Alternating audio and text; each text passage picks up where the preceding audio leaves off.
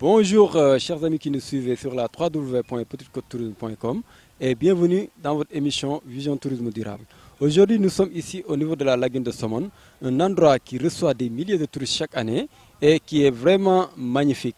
Donc nous allons rencontrer les acteurs pour recueillir plus d'informations, pour voir vraiment l'état du tourisme au niveau de Somone.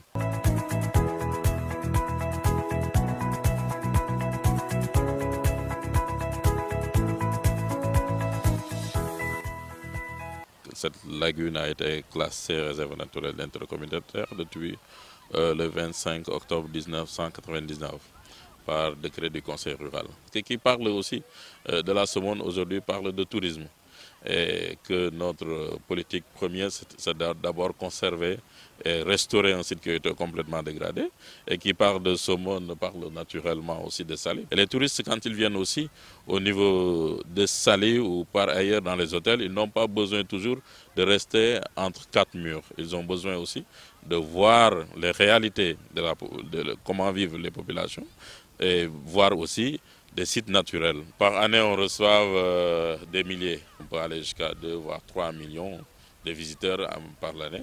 Au niveau de la lagune, on a des problèmes d'empiètement. Donc au niveau de la réserve, il faut oser le dire. Et par ailleurs, donc, il faut vraiment qu'ils nous aident à arrêter ces activités d'empiètement qui s'accentuent de plus en plus au niveau de la réserve. Et d'autre part aussi, il y a un problème écologique énorme. Donc par ailleurs, il y a le problème d'ensablement.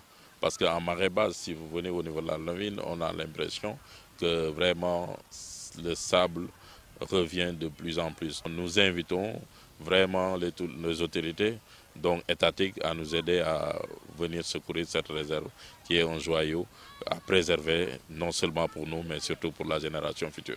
Bon, si tu veux, la Somone est peut-être la deuxième ou la première destination aujourd'hui. Parce que l'écotourisme, qui est entre le département de Mbour et à 80 km de Dakar, bon, tout le monde se retrouve là le week-end pour franchement se décompresser. Nous avons aussi tout un mouvement de développement. On préserve, mais en même temps, on crée des emplois. Il y a les femmes horticulture, il y a les jeunes qui gèrent les bateaux, il y a les restaurateurs, il y a les vendeurs. Peut-être il y a à peu près 10 000 emplois ici ou plus même. Oui, la particularité de ces Rastas, c'est le Sénégal et l'Afrique et sa diaspora. Et cette image authentique, cet accueil, ce sourire, et franchement, les gens s'y retrouvent. Et une adresse comme ça, bon, nous ne pourrons que de nous féliciter. C'est devenu maintenant une carte postale ou une miroir de la destination Sénégal, chez Rasta. J'ai eu l'occasion de recevoir beaucoup de ministres. Ben, nous sommes obligés de lui ouvrir les portes, de lui dire bienvenue. Et la première chose, c'est nous lui tendons la main pour que ce Sénégal, le plan Sénégal émergent, si dans ce plan, la destination Sénégal comme touristique a une priorité, ça ne doit pas être seulement des mots et des chiffres. Nous, on a besoin d'actes forts. Surtout, la destination reste chère.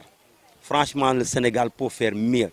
Il faut qu'on revoie vraiment la destination Sénégal est chère et nous attendons le ministre du Tourisme, M. Sarr, de nous édifier sur ça. Qu'est-ce que le gouvernement peut encore faire? Il a déjà fait, mais qu'est-ce qu'on peut encore faire pour vraiment mieux attirer les touristes? Parce que le Sénégal reste une des destinations que tout le monde veut venir. C'est un pays non pas loin de l'Europe, le climat est bon. Bon, la stabilité politique et sociale, tout ça. Donc il faut conserver ça, consolider ça et mieux encore travailler parce que nos concurrents, le Maghreb ou certains pays comme la Gambie et le Cap-Vert, s'ils arrivent vraiment à donner une offre plus positive que le Sénégal, c'est qu'il y a beaucoup qui reste à faire. Nous pensons que franchement, ça sera l'erreur la plus grave quand on parle de l'environnement, quand on parle du tourisme et qu'un jour, on nous dit on va déclassifier une réserve, déclassifier un domaine public maritime. La priorité du tourisme au Sénégal, ce n'est pas créer des hôtels. Au contraire, pour ceux qui sont derrière. Parce que moi, je pense, c'est mes convictions personnelles, que le président de la République, Macky Sall, n'est pas au courant d'un tel décret. Parce que ce décret a un grand manquement. Il met en phase deux communes. Il expolie des terres appartenant à Guéréo, les cultivateurs, des résidents, des restaurateurs. On dit allez, donc on vous écrase, on donne ça à d'autres au nom du Sénégal. Non, ça je trouve que c'est vraiment une injustice.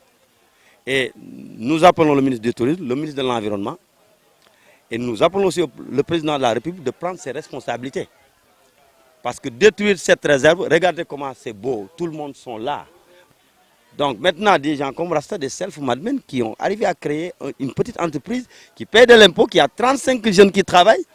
Donc l'État ne passe qu'à m'écraser et à le vendre à d'autres. Non, j'y crois pas au moment. C'est juste un lobbying des caïmans fonciers qui n'ont rien à foutre de moi et de toi, ni l'avenir du Sénégal, qui veut seulement empocher de l'argent au nom du Sénégal. Et nous pensons que Macky Sall ne laissera pas passer ça. Pour moi, la Somone, c'est vraiment une lagune qui est exceptionnelle. C'est un endroit qui est exceptionnel avec une réserve naturelle incroyable où les oiseaux et les animaux vivent en communauté avec les hommes. Enfin, c'est quand même assez incroyable.